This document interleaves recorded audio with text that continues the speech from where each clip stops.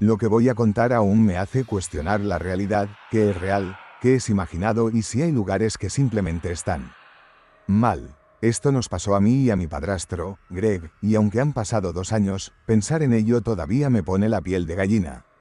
Sé cómo suena. No te culparía si no lo creyeras. Si estuviera en tu lugar, también sería escéptico. Pero lo juro por todo lo que tengo, no me lo inventé. Lo vivimos. Y apenas salimos de allí. Era principios de otoño cuando decidimos hacer un último viaje de camping antes de que llegara el frío.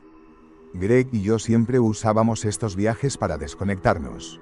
Nada de teléfonos, laptops ni señal. Solo nosotros dos y el bosque.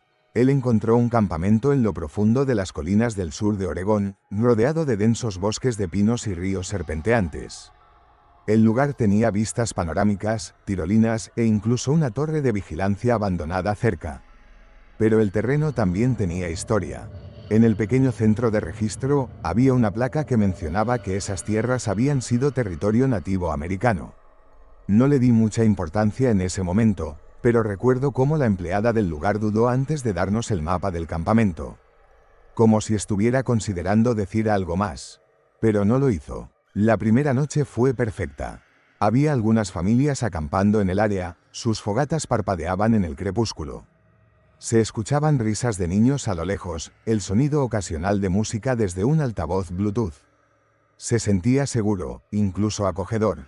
Greg asó salchichas, yo me encargué de los malvaviscos y charlamos con las personas del sitio de al lado. Fue una de esas noches que se quedan contigo por todas las razones correctas. Pero luego llegó la segunda noche. Fuimos a la oficina a comprar leña y, casi de pasada, nos dijeron que éramos los únicos que quedábamos en todo el campamento. Todos los demás se habían ido. Recuerdo a Greg sonriendo, dándome una palmada en la espalda y diciendo, un bosque privado, pequeño. ¡Qué suerte! A mí también me pareció genial, paz, silencio, aislamiento total. Caminamos toda la tarde, descansamos junto al río e incluso escuchamos un podcast de terror mientras lanzábamos piedras al agua. Solo estábamos aprovechando el ambiente. Todo parecía diversión inofensiva, pero al atardecer, algo comenzó a sentirse extraño. Todo empezó cuando salimos del centro de información, con los teléfonos cargados y bolsas llenas de papas fritas y dulces.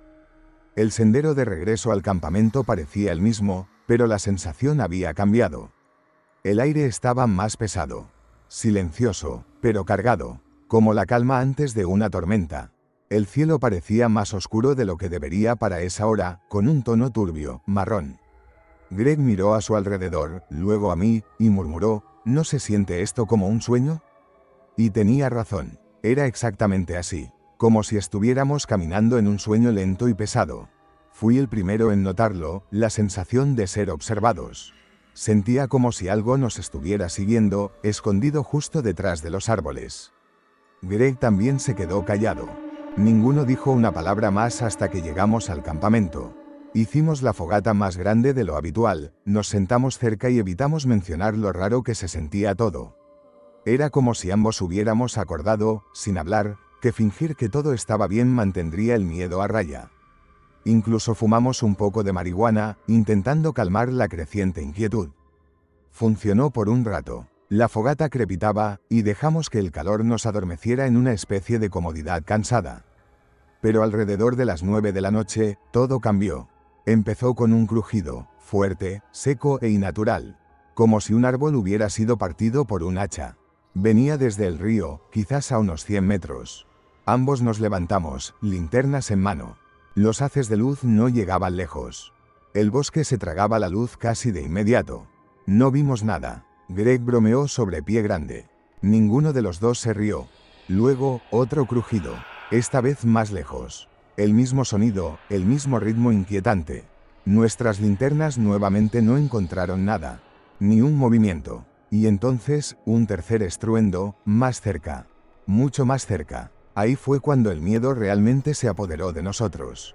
Giramos en círculos, las linternas temblando entre los árboles, pero el bosque no nos devolvía nada.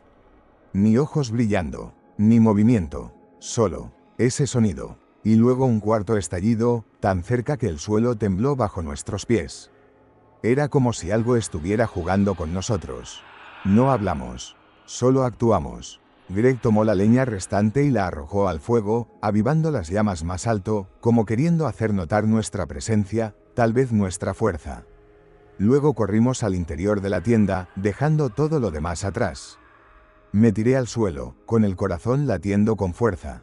Greg me siguió, más lento, más deliberado. Cuando alcanzó la cremallera para cerrar la tienda, un último estallido resonó justo afuera de la pared de nylon. Greg se quedó paralizado.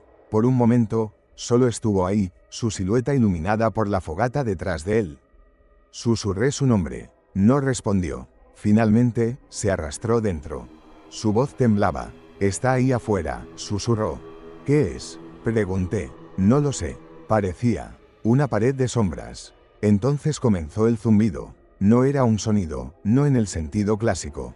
Era una sensación, una vibración baja y profunda que llenaba el aire y se filtraba en nuestros huesos. Nos presionaba el pecho como un peso invisible. Mi cabeza se sentía como si estuviera bajo el agua. Los dientes me dolían. Greg me miró, con los ojos muy abiertos, y susurró, «¿Escuchas eso?». No podía hablar. Solo asentí. Nos quedamos allí, completamente inmóviles, durante lo que parecieron horas. Pero probablemente fueron 5 minutos. Entonces escuchamos algo que aún persigue mis sueños, un gruñido profundo, húmedo, gutural. No era como el de un animal. Ni siquiera cerca. Era incorrecto, alienígena. Me recordó al Demogorgon de Stranger Things, pero esto era real. Real y cercano. Tenía una ventana de malla a mi lado en la tienda, pero no podía mirar a través de ella. Tenía demasiado miedo de ver algo mirándome de vuelta. Y entonces, de repente, todo se volvió negro. No solo el bosque, nosotros. Perdimos el conocimiento, como si alguien hubiera apagado un interruptor. No recordamos habernos quedado dormidos. Simplemente perdimos la conciencia. Cuando despertamos, estábamos acostados uno al lado del otro en el centro de la tienda. Greg seguía sosteniendo su pequeña navaja, con los nudillos blancos.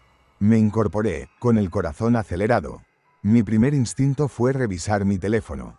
Muerto. Le pedí a Greg que revisara el suyo. También muerto. Ambos estaban completamente cargados la noche anterior. Aún temblando, salimos de la tienda.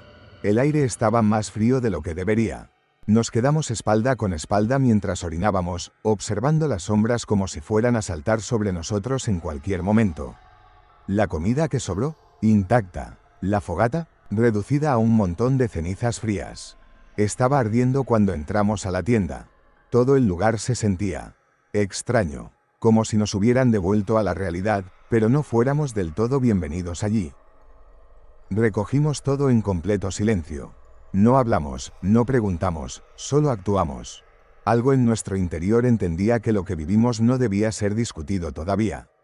Fue como si una parte de nosotros supiera que ponerlo en palabras lo haría más real y más peligroso. Solo cuando ya estábamos dentro del auto, con la carretera estirándose frente a nosotros y el bosque desapareciendo poco a poco en el espejo retrovisor, rompimos ese silencio espeso. Greg me miró de reojo, con el rostro pálido, y dijo en voz baja, sentí como si algo estuviera esperando. Asentí, sin apartar la vista del camino. Como si quisiera que cometiéramos un error. Como si estuviera ahí, acechando, midiendo cada uno de nuestros movimientos. No dijimos mucho más. El viaje de regreso fue largo, pero nos pareció corto. Un vacío extraño se apoderó del ambiente. Cuando llegamos a casa y le contamos a mi mamá, no nos tomó en serio. Se rió un poco, con nerviosismo, y dijo que probablemente estábamos cansados, que quizás inhalamos algo del bosque, algún tipo de gas natural, o simplemente dejamos que el miedo nos jugara una mala pasada.